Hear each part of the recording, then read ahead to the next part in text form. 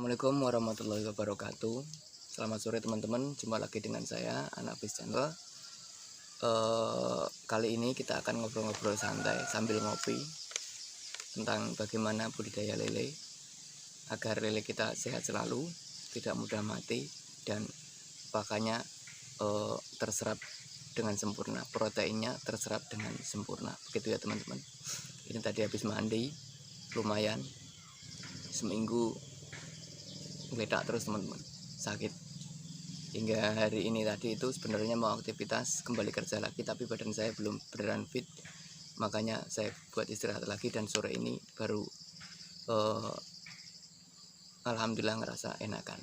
Oke teman-teman, kali ini sebelum saya bahas tentang bagaimana cara mengelola budidaya lele dengan benar dan bagaimana membedakan antara lele yang menguntungkan dan tidak, jangan lupa like dulu video saya, komen, dan subscribe. Teman-teman tidak ketinggalan video saya selanjutnya yang pasti menginspirasi dan memberikan manfaat, insya Allah berkah buat kita semua.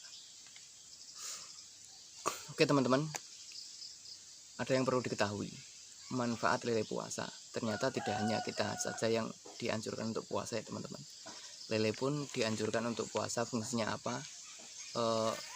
Agar organisme di kolam itu dapat terurai atau dapat mengurai limbah organik atau sisa pakan teman-teman, biar menjadi plankton, dan akhirnya plankton itu dimakan oleh lele lagi ya teman-teman. Yang kedua, fungsinya lele puasa adalah membersihkan saluran pencernaan pada lele.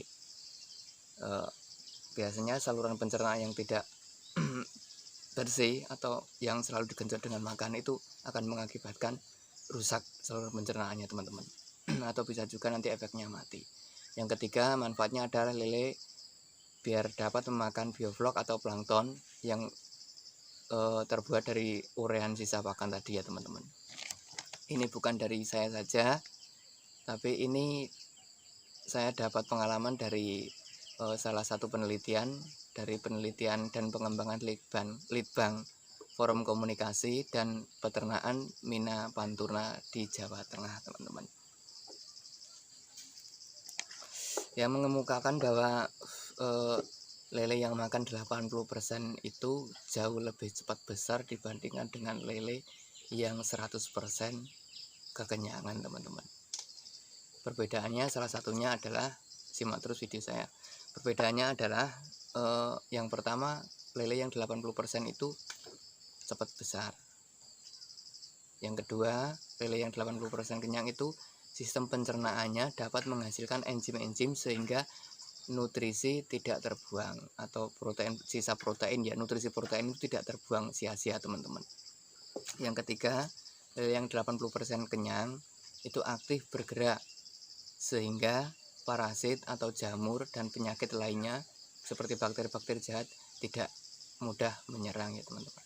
Yang keempat, lele yang 80% kenyang itu lambung tidak begitu penuh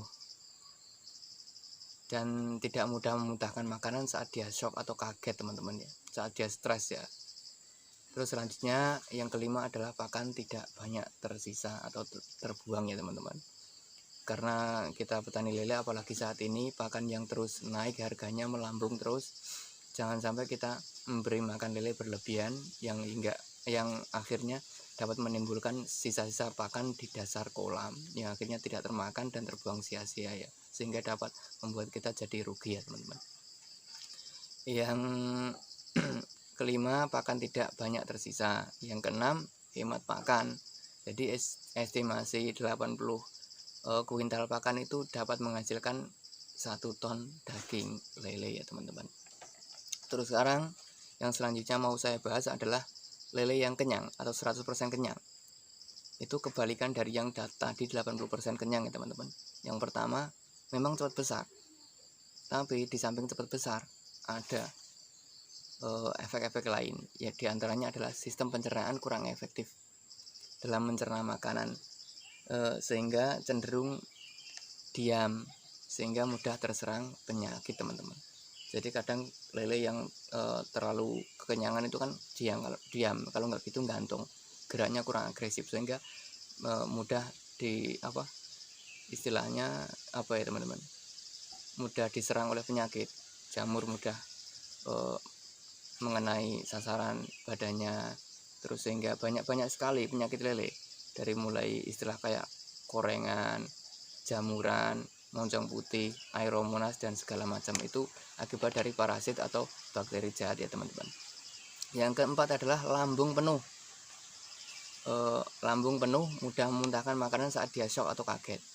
Kadang-kadang dari teman-teman banyak juga yang mengeluh, leleku kok nyolot-nyolot, lele saya lompat-lompat, sehingga kadang-kadang juga dapat lompat dari dalam kolam, terus kadang mudah kaget dan mudah itu karena efek 100% kekenyangan ya teman-teman. Jadi dia mudah memuntahkan makanan dan mudah stres. Terus yang kelima adalah pakan yang tersisa terbuang menjadi amonia. Jadi lele yang 100% kenyang itu, apalagi saat musim dingin seperti ini ya teman-teman, posisi yang musim dingin sekali ini, biasanya lele pada saat itu mudah memuntahkan makanan, sehingga sisa makanan itu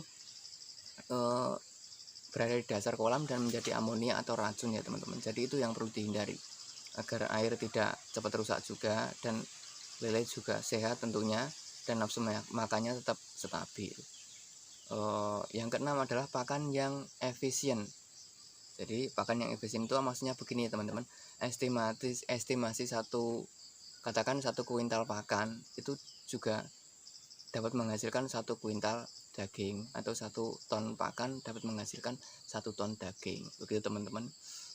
Jadi ilmu ini saya dapat dari teman-teman budidaya yang sudah berpengalaman juga. Di samping itu saya juga mendapatkan narasumber dari Tribun Jateng atau Mina Pantura di Jateng, Jawa Tengah, dari teman-teman peneliti dari Litbang, Forum Komunikasi, dan Mina Peternakan Ikan Lele. Di samping itu saya dapat informasi ini juga dari teman-teman dari Aviary juga teman-teman, yang telah mendalami atau